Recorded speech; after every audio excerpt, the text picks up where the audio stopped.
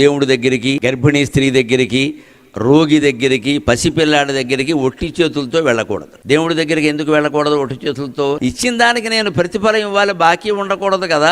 అందుకని వాడు ఇవ్వగలిగింది తులసాకు మాత్రమే, నేను ఇవ్వగలిగింది కోట్లు కదా ఇచ్చాను అంటాడు. అంటే దానికి రద్దు అయిపోయింది. ఎందుకంటే దేవుడికి అహంకారం మమకారాలు ఉండవు, అందుకని పట్టుకెళ్ళమన్నారు. గర్భిణీ స్త్రీ దగ్గరికి వెళ్ళినప్పుడు ఏమైనా పట్టుకెళ్ళమన్నారు. ఎందుకంటే గర్భిణీ స్త్రీల కోరికలు ఏమీ లోకానికి నష్టం కలిగించేవి, ఆవిడ ఆరోగ్యానికి నష్టం కలిగించేవి కాకపోతే వెంటనే తీరు, లేకపోతే ఆ లోపం బిడ్డలో కనపడు. మా అక్కకి మినపసోనం ఇష్టం అని ఓ కేజీ చేయించి పట్టుకెడతాడు. అలా గర్భిణీ స్త్రీ దగ్గరికి వెడితే ఆవిడ కోరికలు సరదాగా ఉంటా కూడా తెలుసుకుని పట్టుకెళ్ళమని. అలాగే రోగి దగ్గరికి ఆయన ఏమి బయటికి వెళ్ళి ఏం కొనుక్కోలేడు, ఎందుకని 2 యాపిల్ పళ్ళు పట్టుకెడితే అవే తింటాడు. ఆయన అన్నం తినకూడదు కదా. మరి చిన్నపిల్లాడి దగ్గరికి ఎందుకు పట్టుకెళ్ళమని చెప్పారో తెలుసా? వాడు చాలా తెలివివాడు. ఏమీ పట్టుకెళ్ళకుండా మనం వెడితే మన సంచి తీసుకుని జిప్పు తీసి వెతికి నాకేం తెచ్చేవాడు అంటాడు. వెంటనే ఆవిడకు మొహమాట, ముఖ్యమంత్రి వచ్చినా అంతే అడుగుతాడు వాడు. అలా చిన్నపిల్లల చేత అడిగించుకోకుండా మనమే ఇచ్చేస్తే పరువు దక్కుతుంది. ఊరికే శాస్త్రాలు చెప్పరండి.